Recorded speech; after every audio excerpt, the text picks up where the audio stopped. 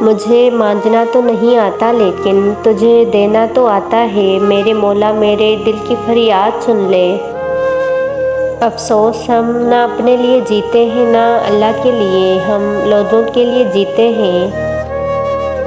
سچے دل سے مانگی ہوئی دعا انشاءاللہ ضرور قبول ہوتی ہے، نیکی بڑی ہو یا چھوٹی، اگر اللہ تعالیٰ کو پسند آ جائے تو دوزخ حرام کر دیتا ہے۔ دنیا کا ہر انسان درد کا تجربہ رکھتا ہے مگر پھر بھی کسی کے درد کو محسوس نہیں کرتا۔ ایک سورت کی تعریف کے لیے 114 صورتیں اتاری گئی۔ اگر اللہ دیر کر رہا ہے دینے میں تو اسے تمہارا مانگنا پسند آ گیا ہے۔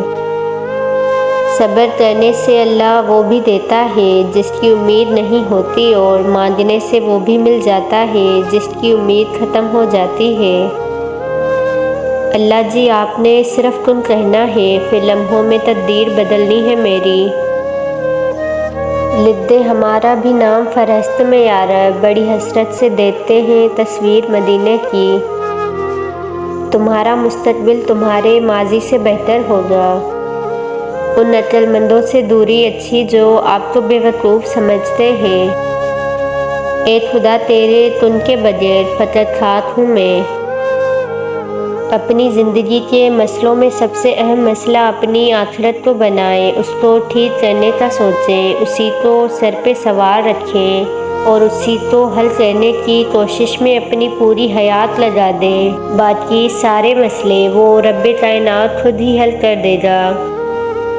درد کتنا بھی ہو اللہ کے آگے رونے سے سکون میں بدل جاتا ہے۔ کچھ کہنے کا دل نہ کرے تو خاموش ہو جاؤ، بے شک میرا اللہ خاموشی بھی سنتا ہے۔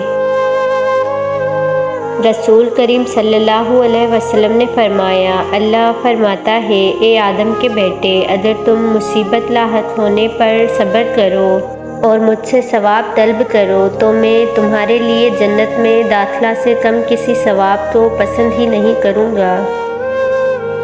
قیامت تک سجدے میں رہے سر میرا اے خدا کہ تیری نعمتوں کے لیے یہ زندگی کافی